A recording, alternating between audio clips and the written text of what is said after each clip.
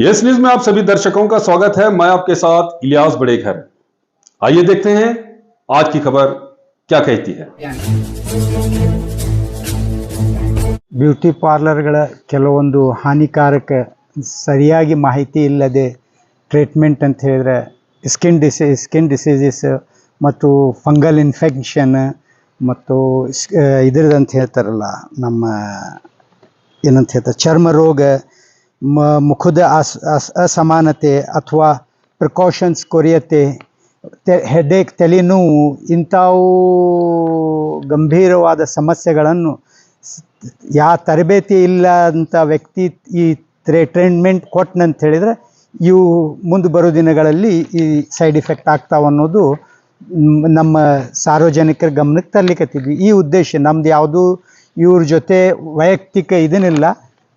ಒಂದು ಈ ಥರ ಟ್ರೀಟ್ಮೆಂಟ್ ಇದನ್ನು ಮಾಡ್ಲಿಕ್ಕತ್ತಾರಂದಮೇಲೆ ಇವು ಪರವಾನಗಿ ತೊಗೊಂಡು ಅಧಿಕಾರಿ ಗಮನಕ್ಕೆ ನಾವೇನು ತಂದೀವಿ ಅಂತ ಹೇಳಿದರೆ ಇದ್ರ ಬಗ್ಗೆ ತಾವು ಪರಿಶೀಲಿಸಿ ಮತ್ತು ಇವ್ರ ಮೇಲೆ ಒಂದು ತಂಡವನ್ನು ನಿರ್ಮಿಸಿ ಇದ್ರ ಮೇಲೆ ಕ್ರಮ ಕೈಗೊಳ್ರಿ ಅಂತ ಹೇಳಿ ನಾವು ಇದು ಮಾಡಿದ್ದೀವಿ. ಅದ್ರ ಸಾರ್ವಜನಿಕ ಹಿತಾಸಕ್ತಿಗಾಗಿ ಯಾವುದೋ ಒಂದು ಪ್ರಕರಣ ದಾಖಲಾಗ್ಯಾವ. ಪ್ರಕರಣ ದಾಖಲೆ ಅಂತ ಹೇಳಿದ್ರೆ ನಮ್ಮ ಇದ್ರ ಪ್ರಕಾರ ಇಲ್ಲ. ಈಗಾಗಲೇ ಬೆಲ್ಗಾಮ್ ಒಳಗೆ 30 ಬ್ಯೂಟಿ ಪಾರ್ಲರ್ ಸೀಸ್ ಮಾಡಿದ್ದಾರೆ. ಆ 30 ಜಿಲ್ಲಾಧಿಕಾರಿ ಸ್ವತಃ ಪರಿಶೀಲನೆಗೆ ಹೋಗಿ ಸೀಸ್ ಮಾಡಿದ್ದಾರೆ ಅಂದಮೇಲೆ ಈ ಉಲ್ಲಂಘನೆ ಆಗಿರಬಹುದು ಅಂಥೇಳಿ ನಾವು ಆ ಉದ್ದೇಶದಿಂದ ಏನೈತಿ ಇಲ್ಲಿ ಕೂತಿದ್ದೀವಿ. ಯಾಕಂತಂದ್ರೆ ಜಿಲ್ಲಾ ಒಂದು ರಾಜ್ಯದೊಳಗೆ ಎಲ್ಲ ಕಡೆ ಹಾವಳಿ ನಡೆದದ ಅಂತ ಹೇಳಿದ್ರೆ ಆಮೇಲೆ ನಮಗೆ ಮುಖಕ್ಕೆ ಏನು ಬಂತು, ಇಲ್ಲಿ ಅಧಿಕಾರಿಗಳು ತಂಡ ಇದನ್ನು ಮಾಡಿ ಬ್ಯೂಟಿ ಪಾರ್ಲರ್ಗೆ ವಿಸಿಟ್ ಮಾಡಿ ಅಲ್ಲಿಂದ ಹಣ ಪಡ್ಕೊಂಡು ಮುಚ್ಚಿ ಹಾಕಲಿಕ್ಕೆ ಪ್ರಯತ್ನ ಮಾಡ್ಯಾರ ಅನ್ನೋದು ನಮಗೆ ಮಾಹಿತಿ ಬಂದ ನಂತರ ನಾವು ಈ ಧ್ವನಿಯನ್ನು ಎತ್ತಿದ್ದೀವಿ. ಸರ್, ಅದಕ್ಕೆ ಏನೇನು ಪರ್ಮಿಷನ್ ಬೇಕು? ಒಂದು ಬ್ಯೂಟಿ ಪಾರ್ಲರ್ ನಡೆಸಬೇಕಾದ್ರೆ ಒಂದು KPMA ಆ್ಯಕ್ಟ್ ಇದರಿಂದ ಒಂದು ಇದು ಬೇಕು, ಪರವಾನಗಿ ಬೇಕು. ಆಮೇಲೆ ಮಹಾನಗರ ಪಾಲಿಕೆ ಬೇಕು. ಆಮೇಲೆ ನಮ್ಮ ಲೇಬರ್ ಅಂತ ಹೇಳಿದ್ರೆ ಕಾರ್ಮಿಕರ ಇಲಾಖೆಯಿಂದ ಒಂದು ಪರವಾನಗಿ, 3 ಪರವಾನಗಿ ಬೇಕು. ಆಮೇಲೆ ಇವ್ರಿಗೆ ಏನೈತಿ UV ಸ್ಟೆಲೈಸರ್ ಅಂಥೇಳಿನೂ ಒಂದು ಇಕ್ವಿಪ್ಮೆಂಟ್ ಬರ್ತದೆ, ಇವರಲ್ಲಿ ಇಲ್ಲ. ಆ ಇಕ್ವಿಪ್ಮೆಂಟ್ ಏನಿರ್ತದೆ, ಒಂದು ವ್ಯಕ್ತಿನ ಕಟ್ಟಿಂಗ್ ಅಥವಾ ಏನೇ ಮಾಡಿದ ನಂತರ ಅವರ ಉಪಕರಣಗಳಿಗೆ ಏನೈತಿ ಆ UV ಸ್ಟೆಲೈಸರ್ ಒಳಗೆ ಇಡಬೇಕಾಗ್ತದೆ. ಅದರಿಂದ ಮತ್ತೊಬ್ಬರಲ್ಲಿಂದ ಯಾರದೇ ರೋಗಗಳನ್ನು ಟ್ರಾನ್ಸ್ಫರ್ ಆಗಬಾರ್ದು ಅಂಥೇಳಿ ಉದ್ದೇಶದಿಂದ ಏನಿರ್ತದೆ ಇದು UV ಸ್ಟೆಲೈಸರ್ ಇರಬೇಕಾಗ್ತದೆ. ಇದು ಎಲ್ಲರೂ ಸಲೂನ್ದವರು ಏನೈತಿ ಕಟ್ಟಿಂಗ್ ಮಾಡ್ತಾರೆ ಅಂದಮೇಲೆ ಅವ್ರಿಗೆ ಇವು ಎಲ್ಲ ಲೈಸೆನ್ಸದ ಅವಶ್ಯಕತೆ ಇಲ್ಲ. ಆದರೆ ಏನೈತಿ ಅವ್ರು UV ಸ್ಟೆಲೈಸರ್ ಯೂಸ್ ಮಾಡಿರಿ ಅಂಥೇಳಿ ನಮ್ಮ ಒಂದು ಸಲಹೆ. ಈಗ ಸರ್, ನೀವು ಹೇಳ್ತಾ ಇದ್ದೀವಿ ಇದು 3-4 ಕಡೆಯಿಂದ ಪರವಾನಗಿ ತಗೋಬೇಕು ಇವರು. ಈಗ ಬಿಜಾಪುರದಲ್ಲಿ ಇರಲಿ ಅಥವಾ ಹೊರಗಡೆ ಎಷ್ಟು ಬ್ಯೂಟಿ ಪಾರ್ಲರ್ ನಡೀತದ ಇವ್ರ ಮತ್ತೆ ಪರವಾನಗಿ? ಈಗ ನನಗನ್ಸುಮಟ್ಟ 100 ಇಲ್ಲ ಅಂತ ತಿಳಿದಿದ್ದೆ. ನಿನ್ನ ಒಂದು ವ್ಯಕ್ತಿ ಏನಂತ ಹೇಳಿದ, ಸುಮಾರು 1000 ಮ್ಯಾಗ ಬ್ಯೂಟಿ ಪಾರ್ಲರ್ಸ್ ನಡೀತಾ ಇದ್ದಾವೆ ಅಂಥೇಳಿ ಹೇಳಿದರು. ಆ ಆಧಾರದ ಮ್ಯಾಗೆ ಅಂತ ಹೇಳಿದ್ರೆ 1000 ಅಂತ ಹೇಳಿದ್ರೆ ಎಷ್ಟು ನಮ್ಮ ಆದಾಯ ತೆರಿಗೆಯನ್ನು ನಮ್ಮ ಮಹಾನಗರ ಪಾಲಿಕೆಗೆ ಮತ್ತು ಆರೋಗ್ಯ ಇಲಾಖೆಗೆ ಜಮಾ ಆಗಬಹುದು. ಈ ಎಲ್ಲ ಬರುವಂಥ ತೆರಿಗೆಗೆ ಇವರು ನಿರ್ಲಕ್ಷ್ಯತನದಿಂದ ನಮ್ಮ ಸರ್ಕಾರಕ್ಕೆ ತೆರಿಗೆ ಬರ್ತಾ ಇಲ್ಲ ಅನ್ನೋದನ್ನು ಕಂಡು ಬರ್ತದೆ. ಸರ್, ಇದಕ್ಕೆ ನಗರ ಶಾಸಕರು ಏನು ಜವಾಬ್ದಾರಿ? ನಗರ ಶಾಸಕರು ಅಂತ ಹೇಳಿದ್ರೆ ನಗರ ಶಾಸಕರದು ಮುಖ್ಯ ಇದನ್ನು ನಗರ ಶಾಸಕರು ಅಂತ ಹೇಳಿದ್ರೆ ಬರೇ ಯಾವುದೇ ಒಂದು ಜಾತಿ ಅಥವಾ ಮತ್ತು ತಮ್ಮ ಪಕ್ಷ ಇದರ ಬಗ್ಗೆ ಇದನ್ನು ಮಾಡೋದಿಲ್ಲ. ನಗರ ಶಾಸಕರದ ಜಿಮ್ಮೆದಾರಿ ಅಂತ ಒಂದು ರೆಸ್ಪಾನ್ಸಿಬಿಲಿಟಿ ಅಂತ ಹೇಳಿದ್ರೆ ಏನೈತಿ, ಸಾರ್ವಜನಿಕರ ಮತ್ತು ನಮ್ಮಂಥ ಬಂದಂಥ ವಿಷಯಗಳಿಗೆ ತತ್ಕಾಲ ಜಿಲ್ಲಾಧಿಕಾರಿ ಕಾರ್ಯಾಲಯ ಒಳಗೆ ಬಂದಂಥ ದೂರುಗಳಿಗೆ ಕೂಡಿಸಿ ಆ ವಿಷಯಗಳಿಗೆ ಗಂಭೀರವಾಗಿ ವಿಚಾರಿಸಿ ಎಲ್ಲ ಆದೇಶ. ಯಾಕಂತ ಹೇಳಿದ್ರೆ ನಮ್ಮ ಜಿಲ್ಲೆ ಮತ್ತು ಮತಕ್ಷೇತ್ರದ ಭಾಳ ದೊಡ್ಡದಿರ್ತದೆ. ಇದು ನಾವು ತಂದಿನೋ ಅಂತ ಹೇಳಿದ್ರೆ ಅವರು ಇದಕ್ಕೆ ಏನೂ ಇಲ್ಲ. ಈ ವಿಷಯದ ಬಗ್ಗೆ ನಮ್ಮ ನಗರ ಶಾಸಕರು ಅಂತ ಹೇಳಿದ್ರೆ ಅವ್ರಿಗೆ ಹೆಸರಿಗೆ ಮಾತ್ರ, ಅವ್ರಿಗೆ ಏನೈತಿ, ನನಗೆ ಜನ ಆರಿಸಿ ತರ್ತದೆ, ನನಗೆ ಈ ಕಡೆ ಲಕ್ಷ ಕೊಡೋದಿಲ್ಲ, ನನ್ನ ಹೆಸರನ್ನೇ ಸಾಕು, ಈ ಉದ್ದೇಶ ಅವ್ರು ಇಟ್ಕೊಂಡಾರ. ಇದು ಮುಂದೆ ಬರೋ ದಿನಗಳಲ್ಲಿ ಗೊತ್ತಾಗ್ತದೆ. ಯಾಕಂತ ಹೇಳಿದ್ರೆ ಇಂದ ಬಿಜಾಪುರ ಈ ರಸ್ತೆ ಮತ್ತು ದುರಾಡಳಿತ ಅಂತ ಹೇಳಿದ್ರೆ ಒಂದೇನೇ ಹೇಳೋದು ಅಂತ ಹೇಳಿಲ್ಲ, ಎಲ್ಲ ಇದು ನಮ್ಮ ನಗರ ಶಾಸಕರನ್ನ ಹೊಣೆಗಾರ. ಅದಕ್ಕೆ ನಾವು ಏನಂತ ಹೇಳಿದ್ರೆ ನಾವು ಕೂತೀವಿ, ಮೂಕರಾಗಿರಲ್ಲ, ಅದು ದೊಡ್ಡದು ಹೊಣೆಗಾರ. ಸರ್, ಇದು ಶಾಸಕರ ಅಂಡರ್ ಬರ್ತಾವ ಅಥವಾ ಇಲ್ಲ? ಯಾಕೆ ಬರೋದಿಲ್ಲ?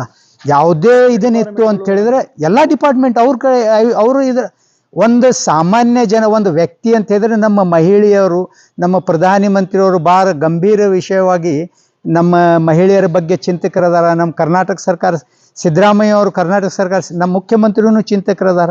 ಮತ್ತು ನಮ್ಮ ಶಾಸಕರ ನಿರ್ಲಕ್ಷ್ಯತನ ಗೊತ್ತಾಗ್ಬಿಡ್ತದೆ. ಅಂದರೆ ಇವ್ರಿಗೆ ತಮ್ಮ ಕ್ಷೇತ್ರದ ಮಹಿಳೆಯರದ್ದು ಯಾವುದೂ ಇದೇನಿಲ್ಲ. ಅಂದಮೇಲೆ ಮುಖ್ಯ ಮಾಧ್ಯಮದ ಮುಖಾಂತರ ಈ ನಮ್ಮ ಶಾಸಕರ ಗಮನಕ್ಕೆ ಬಂದ ನಂತರ ಮೊದಲು ಈ ವಿಷಯ ಕುರಿತು ಸಂಬಂಧಪಟ್ಟ ಇಲಾಖೆ, ಮಹಾನಗರ ಪಾಲಿಕೆದವರು ಟ್ರೇಡ್ ಲೈಸೆನ್ಸ್ ಇಲ್ಲ ಅಂಥೇಳಿ ಹೋಗೋದು, ಹೆಸರನ್ನ ಹೇಳೋದಿಲ್ಲ, ಯಾವಾಗ ಬಂತಂತ ಹೇಳಿದ್ರೆ ಅದನ್ನು ನಾನು ಹೇಳ್ತೀನಿ ಅಂತ ಹೇಳಿದ್ರೆ ಈ ಅಧಿಕಾರಿಗಳು ಅಂಗಡಿಗಳು ಹೋದು ಟ್ರೇಡ್ ಲೈಸೆನ್ಸ್ ಇಲ್ಲ ನಿಮಗೆ ಮಾಡಿಕೊಡ್ತೀವಿ ಅಂಥೇಳಿ 10,000 ರೂಪಾಯಿ ಜೇಬು ಹಾಕೋದು. 80% ಅಷ್ಟು ಅಂಗಡಿಗಳಿಗೆ ಟ್ರೇಡ್ ಲೈಸೆನ್ಸ್ ಇಲ್ಲ ಅಂದಮೇಲೆ ಇವ್ರು ಏನು ಮಾಡ್ಲಿಕ್ಕತ್ತಾರ? ಇದು ನಮ್ಮದು ನಗರ ಶಾಸಕರದ ರೆಸ್ಪಾನ್ಸ್. ತೆರಿಗೆ ಬರುವಂತಾಗ ಈಗ ಅಂಥ ಜನರಿಗೆ ತಾವು ಹೋಗ್ಲಿ ಬಿಡು ಅಂತ ಹೇಳಿದ್ರೆ, ಈ ವಿಷಯ ನಮ್ಮ ಗಮನಕ್ಕೆ ಬಂತು ಅಂತ ಹೇಳಿದ್ರೆ ಮತ್ತೆ ನಾವು ಅದ್ರ ಬಗ್ಗೆ ಏನು ಮಾಡಬೇಕು ಅನ್ನೋದು ನಾವು ವಿಚಾರಿಸ್ತೀವಿ. ಏನೈತಿ, ಸರ್ಕಾರಿ ಸಂಬಳ ಪಡೋದು ಖಾಸಗಿ ಜನರಿಗೆ ಲಾಭ ಮಾಡಿಕೊಡ್ತಾ ಇದ್ದಾರೆ, ಸರ್ಕಾರಕ್ಕೆ ಹಾನಿ ಮಾಡ್ತಾ ಇದ್ದಾರೆ. ಈ ದೇಶದ್ರೋಹಿಗಳು ಇವರು ಸರ್ಕಾರಕ್ಕೆ ಮೋಸ ಮಾಡ್ತಾ ಇದ್ದಾರೆ ಇವರು. ನಮಗೆ ಇವತ್ತು ನಾವು ತಪ್ಪು ತಿಳಿಬೇಡ್ರಿ, ನಮಗೆ ವಿದೇಶಿಯ ಯಾವುದೂ ಇದರಿಂದ ಭಯವಿಲ್ಲ, ಗಡಿನಾಡಲಿಂದ. ಅಷ್ಟು ನಮ್ಮ ಭ್ರಷ್ಟ ಶಾಸರು ಮತ್ತು ಇಲ್ಲಿ ಭ್ರಷ್ಟ ಅಧಿಕಾರಿಗಳು ನಮ್ಮ ದೇಶನ್ನು ಕಲಿತವರಲ್ಲಿಂದ ನಮ್ಮ ದೇಶ ಹಾಳಲಾಗ್ಲಿಕ್ಕತ್ತದ, ಕಲೀಲಾರ್ದವ್ರಲಿಂದ ಅಲ್ಲ. ಇದು ಏನೈತಿ, ನಮ್ಮ ಜನರಿಗೆ ಇದು ಗಮನಕ್ಕೆ ಬರಬೇಕು ಅಂಥೇಳಿ ತಮ್ಮ ಮಾಧ್ಯಮದ ಭಾಳ ಪ್ರಮುಖವಾದ ಒಂದು ಭಾಗೀದಾರಿ ಅಂತ ಹೇಳ್ತೀವಿ. ನಮ್ಮ ಕೊರತೆ ಹಾಗೂ ಸಮಾಜದೊಳಗೆ ಅವ್ಯವಸ್ಥೆ ಇದ್ದಿದ್ದ ಕಾರಣಕ್ಕೆ ತಾವು ಜನರ ಮುಖ ಎತ್ತೆ ಅಂಥೇಳಿ ಇದಕ್ಕೆ ಜನರನ್ನು ನಮಗೆ ಬೆಂಬಲಿಸಬೇಕು, ಜನ ಇದಕ್ಕೆ ಮುಂದಾಗಬೇಕು ಅಂಥೇಳಿ ಜನರಲ್ಲಿಂದು ನಾವು ಮನವಿ ಮಾಡ್ತಾ ಇದ್ದೀವಿ. ಜಿಲ್ಲಾಧಿಕಾರಿಗೆ ಮನವಿ ಕೊಟ್ಟಿದ್ದೀವಿ. ಏನು ಚರ್ಚೆ ಆಯಿತು? ಜಿಲ್ಲಾಧಿಕಾರಿಗೆ ನಾವು ಹೇಳಿದ್ವಿ, ಮಹಾನಗರ ಪಾಲಿಕೆ ಹಾಗೂ ನಮ್ಮ ಆರೋಗ್ಯ ಇಲಾಖೆದು ಯಾವುದೋ ಪರವಾನಗಿ ಇಲ್ಲಾರ್ದೆ 90%ಕ್ಕಿಂತ ಹೆಚ್ಚಿಗೆ ಬ್ಯೂಟಿ ಪಾರ್ಲರ್ಸ್ ನಡೀತಾ ಇದ್ದಾವೆ. ಇದಕ್ಕೆ ಮಹಾನಗರ ಪಾಲಿಕೆ ಗಮನಕ್ಕೆ ತಂದಿದ್ವಿ. ಆಮೇಲೆ ನಾವು ಸರ್ಕಾರಕ್ಕೂ ಬರೆದಿದ್ದೈತಿ. ನಾವು ಸರ್ಕಾರಕ್ಕೆ ಬರ್ತೀವಿ. ಈಗ ಮಾಧ್ಯಮ ಮುಖಾಂತರ ಮತ್ತು ಜಿಲ್ಲಾ ಆಡಳಿತಕ್ಕೆ ಯಾಕೆ ಬರೋದು ನಮ್ದು ಇದು ಅಂತ ಹೇಳಿದ್ರೆ, ಮಹಾನಗರ ಪಾಲಿಕೆ ತಮ್ಮ ಸರ್ಕಾರದೇ ಕೇಳ್ತಾ ಇಲ್ಲ, ಕ್ಯೂಡ್ರಾಗ್ಯಾರ ಅವರು. ಬರೀ ನಾವು ಹೋಗಿ ಮಾತಾಡಿದ್ವಿ ಅಂತ ಹೇಳಿದ್ರೆ ಏನಂತ ಹೇಳ್ತಾರೆ, ನಾವು ಶೀಘ್ರ ಇದ್ರ ಬಗ್ಗೆ ಕ್ರಮ ಕೈಗೊಳ್ತೀವಿ. ನಮ್ದು ಯಾವುದೇ 1-2 ಬ್ಯೂಟಿ ಪಾರ್ಲರ್ ಇಲ್ಲ, ಎಲ್ಲ ಬ್ಯೂಟಿ ಪಾರ್ಲರ್ಗೆ ಪರಿಶೀಲನೆ ಮಾಡಿ ಕ್ರಮ ಕೈಗೊಳ್ಬೇಕಂತ. ಸರ್ 80% ಅಂತ ಹೇಳ್ತಾ ಇದ್ದೀವಿ, ಯಾರು ನಿಮಗೆ ರಿಪೋರ್ಟ್ ಯಾರು ಕೊಟ್ಟರೆ ಸರ್? 80% ಅಂತ ಹೇಳಿ ಲೈಸೆನ್ಸ್ ಇಲ್ಲ, ಈ ರೀತಿ ನಡೀತಾವದ ಅಂತ ಹೇಳಿದ್ರೆ ಇವ್ರು ಏನು ಮಾಡ್ತಾರೆ ಗೊತ್ತದಂದ್ರೆ, ಅಲ್ಲೇ ನೋಂದಣಿ ಮಾಡ್ಕೊಳ್ಳಿಕ್ಕೆ ಹೋದ್ರೆ ಅಂತ ಹೇಳಿದ್ರೆ, ಇದನ್ನು ನಮ್ದು ಪ್ರಮುಖವಾದ ವಿಷಯ. ಇದರೊಳಗೆ ಏನು ಭ್ರಷ್ಟಾಚಾರ ನಡೆದಿದ್ದೈತೆ ಅಂತ ಹೇಳಿದ್ರೆ, ಇಂಥವೇನು ಮಾಡ್ತಾರೆ, ನೀವು ಹೋದ ಕೂಡಲೇ ಕೆಲವೊಂದು ರೆಸ್ಟ್ರಿಕ್ಷನ್ಸ್ ತೋರಿಸ್ತಾರ. ಏನಂತೇಳಿ, ನೋಡಪ್ಪ ನಿನ್ನ ಬಿಲ್ಡಿಂಗ್ ಕಟ್ಟಡ ನಿರ್ಮಾಣಕ್ಕೆ ನೀನು ಪರವಾನಗಿ ಪಡೆದಿಲ್ಲ, ಇದು ಆರ್ಕಾಲಜಿಕಲ್ ಆ್ಯಕ್ಟ್ 2000 ಅಡಿ ಒಳಗೆ ಬರ್ತದೆ, ನೀನು ಪರವಾನಗಿ ತೊಗೊಂಡಿಲ್ಲ, ಮಾಡಿಲ್ಲ, ನಿನಗೆ ಲೈಸೆನ್ಸ್ ಬರೋದಿಲ್ಲ ಅಂತಾರೆ. ನಿನ್ಗೆ ಲೈಸೆನ್ಸ್ ಮತ್ತು ಇಲ್ಲಾಂದ್ರೆ ದಂಡ ಹಾಕ್ತೀವಿ ಅಂದ್ಕೊಳ್ಳೋಣ, 5,000 10,000 ದಂಡ ಹಾಕ್ತೀನಿ ಅನ್ನೋದು, ಅವ್ರಿಗೆ 5,000 ರೂಪಾಯಿ ಜೇಬಿಗೆ ಕೊಟ್ಟು ಬಿಡ್ತಾರೆ, ಹೋಗ್ಬಿಡ್ತಾರೆ. ಅಂದಮೇಲೆ ಮತ್ತೆ ಮುಂದೆ ಬಂದಾಗ ನೋಡೋಣ ಅಂತಾರೆ. ಮುಂದೆ ಪ್ರೂಫ್ ಅದಾವ. ಪ್ರೂಫ್ ಅದಾವ. ಈಗ ಏನೈತಿ, ಈಗ ತಮ್ಮ ಅಧ್ಯಯನದ ಮುಖಾಂತರನ ಹೇಳ್ಬಿಡ್ತೀವಿ.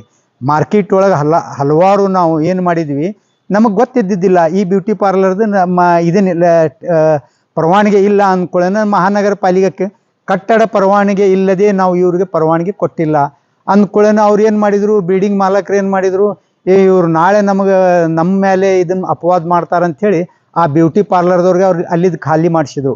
ಮತ್ತೊಂದು ಕಡೆ ಬಂದರು, ಅಲ್ಲಿನೂ ಲೈಸೆನ್ಸ್ ಇಲ್ಲ. ಈಗ ಒಂದು ಬ್ಯೂಟಿ ಪಾರ್ಲರ್ದವ್ರಿಗೆ ಮಹಾನಗರ ಪಾಲಿಕೆ ಸಿಬ್ಬಂದಿ 5,000 ರೂಪಾಯಿ ದಂಡ ಹಾಕ್ತಾನ, ಅದು ತುಂಬಲಾರ್ದ ಮಗ್ಲ ಅಂಗಡಿಯಾಗಿ ಬೇರೆ ಬ್ಯೂಟಿ ಪಾರ್ಲರ್ ತೆಗಿತಾನ ಅಂದಮೇಲೆ ದಂಡ ಕೇಳಿಕ್ಕೆ ಬರೋದಿಲ್ಲ ಇವ್ರಿಗೆ. ಏನಮ್ಮ ನೀನು ಈಗ ದಂಡ ತುಂಬಿಲ್ಲ, ಮತ್ತು ಇವತ್ತು ಈ ಕಡೆ ಬಂದು ನೀನು ಸಂಚಾಲಿಸ್ತಾ ಇದ್ದಿ ದಂಡ ಅಂಥೇಳಿ ಅದು ಮಹಾನಗರ ಪಾಲಿಕೆ ಹೆಸರು ಹಾಕಿನೂ ಕೊಟ್ಟಿದ್ದೈತಿ. ಅವರು ಈಗಾಗಲೇ ಇದನ್ನು ಮಾಡಿ ಇದಕ್ಕೆ ಮುಖ್ಯ ಕಾರಣ ಅಂತ ಹೇಳಿದ್ರೆ, ಆಮೇಲೆ ಅದೇ ಥರ ಹಣ ಕೊಟ್ಟರು ಯಾರಿಗೂ ಗಮನಕ್ಕೆ ಬರೋದಿಲ್ಲ ಅಂಥೇಳಿ ಏನೈತಿ, ನಿಮ್ದು ಯಾವುದೇ ದಾಖಲೆ ಇರಲಿ ಬಿಡಲಿ, ಅದು ಅವ್ರಿಗೆ ಟ್ರೇಡ್ ಲೈಸೆನ್ಸ್ ಕೊಡ್ತಾರೆ. ಅದು ಹ್ಯಾಂಗೆ ಕೊಡ್ತಾರೆ ಅದು ನಮಗೆ ಗೊತ್ತಿಲ್ಲ. ಅದನ್ನೂ ನಮ್ಮ ಹತ್ರ ಒಬ್ಬರು ಬಂದು ಹೇಳಿದ್ದೈತಿ, ಒಂದು ಇಂಥದ್ದೇ ರೆಸ್ಟೋರೆಂಟ್ಗೆ ಯಾವುದೇ ದಾಖಲಾತಿ ಇಲ್ಲದೆ ಟ್ರೇಡ್ ಲೈಸೆನ್ಸ್ ಕೊಟ್ಟಿದ್ದೈತೆ ಅಂತ ಹೇಳಿ. ಸರ್ ಇದು ಬ್ಯೂಟಿ ಪಾರ್ಲರ್ ಇಂದ ಯಾರಿಗೆ ಸೈಡ್ ಎಫೆಕ್ಟ್ ಆಗಿತ್ತು ಯಾರೊಂದು ಕೇಳಿ ಸೈಡ್ ಇಫೆಕ್ಟ್ ಆಗ್ತಾವು ಅನ್ನೋದು ಕಾನೂನಿನೊಳಗೈತಿ. ಇಲ್ಲೇ ಸ್ಥಳೀಯ ಏನಾಗಿದ್ದೈತೆ ಅದು ನಮ್ಮ ಗಮನಕ್ಕೆ ಬಂದಿಲ್ಲ. ನಮ್ಮ ಗಮನಕ್ಕೆ ಬಂದಿಲ್ಲ ಅಂತ ಹೇಳಿದ್ರೆ ನಾವು ಯಾರಿಗೂ ಇದನ್ನಿಲ್ಲ. ನಾನು ಈ ಥರ ಸಾರ್ವಜನಿಕರಿಗೆ ತಮ್ಮ ಮುಖಾಂತರ ನ್ಯೂಸಿನ ಮುಖಾಂತರ ಸಾರ್ವಜನಿಕರಿಗೆ ವಿನಂತಿಸ್ತೇನೆ, ತಮ್ಮಲ್ಲಿ ಏನಾದರೂ ಈ ಥರ ಇದನ್ನಾಗಿತ್ತು, ಅದ್ರದ್ದು ತಮ್ಗೆ ಹಾನಿ ಆಗಿತ್ತು ಅಂತ ಹೇಳಿದ್ರೆ ನಮ್ಮನ್ನು ಸಂಪರ್ಕಿಸ್ರಿ. ನನ್ನ ನಂಬರ್ ಅದ 8951301069 KRS ಪೆಕ್ಷನ್ನ ಸಂಪರ್ಕಿಸ್ರಿ.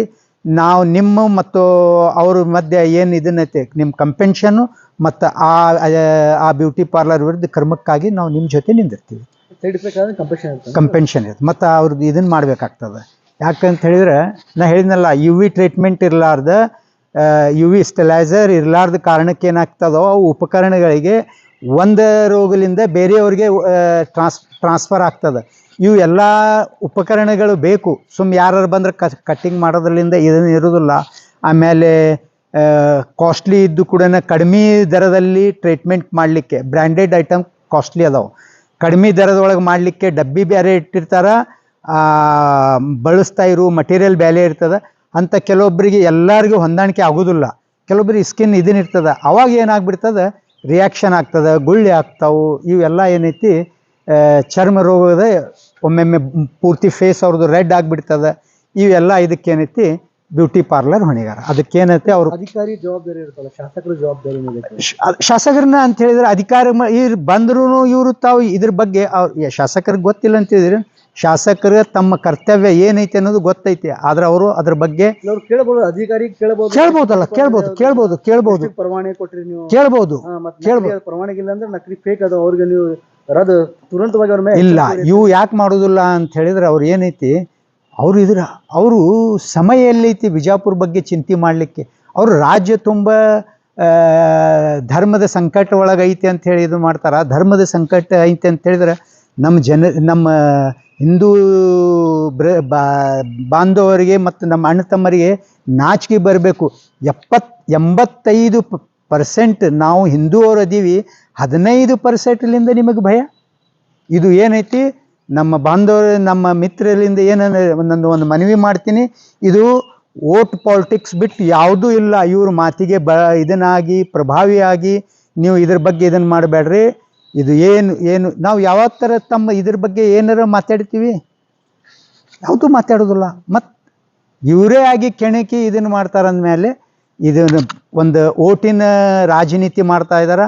ನಾವು ಈ ಓಟಿನ ರಾಜನೀತಿ ಮತ್ತು ಹಿಂದುತ್ವದೊಳಗೆ ನಮ್ಮ ದೇಶವನ್ನು ಹಾಳು ಮಾಡ್ತಾ ಇದ್ದಾರೆ.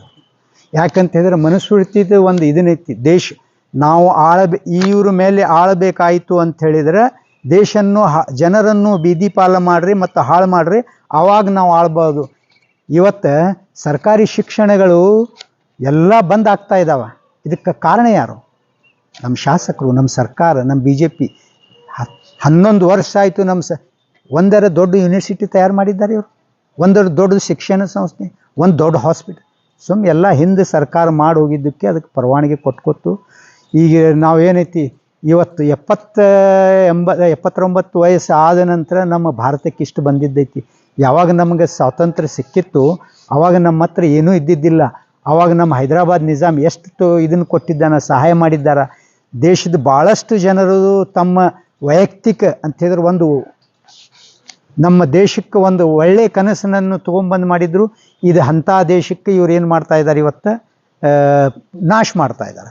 ಇದಕ್ಕೆ ಕಾರಣ ನಮ್ಮ ನಗರ ಶಾಸಕನ ಅಂತ ಹೇಳ್ತೀನಿ. ಯಾಕೆ ಅಂತ ಹೇಳಿದ್ರೆ ಇವರು BJP ಸದಸ್ಯರಿದ್ದರು, ಇವತ್ತು ಹೊರಗೆ ಹಾಕಿದ್ರು ಅಂತ ಹೇಳಿದ್ರೆ ಇವರು ಯಾಕಪ್ಪ ಈ ನೀತಿಗಳ ಬಗ್ಗೆ ಯಾಕೆ ಮಾತಾಡೋದಿಲ್ಲ ಇವರು? ಶಿಕ್ಷಣ ಸಂಸ್ಥೆ ಎಷ್ಟು ಬಂದಾಗ್ಯಾವು, ಶಿಕ್ಷಣ ಸಂಸ್ಥೆಗಳ ಭೂಮಿ ಮಾರ್ಕೊಂಡು ತಿಂದಾರೆ ಇವರು, ಇವನು ಆರೋಪ ಅದಾವು. ಮತ್ತು ಅದ್ರ ಬಗ್ಗೆ ನೀವು ಶುಭ ಚಿಂತಕ ಮತ್ತು ಒಳ್ಳೆಯ ಭಾರತೀಯ ನಾಗರಿಕ ಇದ್ರೆ ಅಂತ ಹೇಳಿದ್ರೆ ನಿಮ್ಮ ವೈಯಕ್ತಿಕ, ಅದು MLA ಬೇರೆದು ವೈಯಕ್ತಿಕ ನಿರ್ಣಯ ಮೇಲೆ ಶಿಕ್ಷಣ ಸಂಸ್ಥೆಗೆ ಕಾಪಾಡಬೇಕಿತ್ತು. ಇವತ್ತು ಶಿಕ್ಷಣ ಸಂಸ್ಥೆ ಎಲ್ಲ ಕಟ್ಟಡ ನಿರ್ಮಾಣಕ್ಕೆ ಆ ಕಾಂಟ್ರಾಕ್ಟರ್ಸ್ ಯುರೋಪ್ ಸಾಕಿರುವ ಅಂತ ಹೇಳ್ತಾರಲ್ಲ, ಸಾಕಿರುವ ಇವರು ಶಿಷ್ಯರು ಇವರು ಯಾಕಂತ ಹೇಳಿದ್ರೆ ಇವರು ಈ ಶಿಷ್ಯರಿಗೆ ಈ ಕಳ್ಳತನ ಮಾಡಲಿಕ್ಕೆ ಕಾಮಗಾರಿ ಕೊಟ್ಕೊಳ್ಳೋನ್ ಏನು ಮಾಡ್ತಾರೆ ಇವರು, ಇಲೆಕ್ಷನ್ ಬಂದಾಗ ಇವರು ಓಡಾಡಿ ಖರ್ಚು ಮಾಡ್ತಾರೆ. ಇದೇ ಉದ್ದೇಶದಿಂದ ದೇಶನ ಹಾಳು ಮಾಡ್ತಾ ಇದ್ದಾರೆ. ಇವತ್ತು ಬಿಜಾಪುರಕ್ಕೆ ಹಾಳು ಮಾಡಲಿಕ್ಕೆ ಕಾರಣ ಅಂತ ಹೇಳಿದ್ರೆ ನಮ್ಮ ನಗರ ಶಾಸಕ. ಯಾಕಂತ ಹೇಳಿದ್ರೆ ನಾನು ಅಭಿವೃದ್ಧಿ ಮಾಡೀನಂತ ಹೇಳ್ತೀನಿ, ಹಾಳು ಮಾಡಲಿಕ್ಕೆ ಏನಂತ ಹೇಳಿದ್ರೆ ಅಗಲೀಕರಣ ಇದ್ದದ್ದು ರೋಡ್ಗಳಿಗೆ ಓಪನ್ ಡ್ರೈನ್ ಅಂಥೇಳಿ, ಓಪನ್ ಡ್ರೈನ್ ಒಳಗೆ ಅಡಿ ಅಂತ ಹೇಳಿದ್ರೆ ಏನೈತಿ ಎಲ್ಲ ಗೋಪಾಲ್ ಮಾಡಿ ನೀರು ರೋಡ್ ಮೇಲೆ ಹರಿತದೆ. ಒಣ ಓಪನ್ ಡ್ರೈನ್ ಅದಾವು, ಹೋಗ್ಲಿಕ್ಕೆ ಸರಿ ನೀರು ಒಳಗೆ ಹೋಗ್ಲಿಕ್ಕೆ ದಾರಿ ಇಲ್ಲ. ಮತ್ತು ವಾಹನಗಳಿಂದ ರಸ್ತೆಗಳನ್ನು ಅಡಚಣೆ ಮಾಡ್ಯಾರ. ಇದು ನಮ್ಮ ನಗರ ಶಾಸಕರು.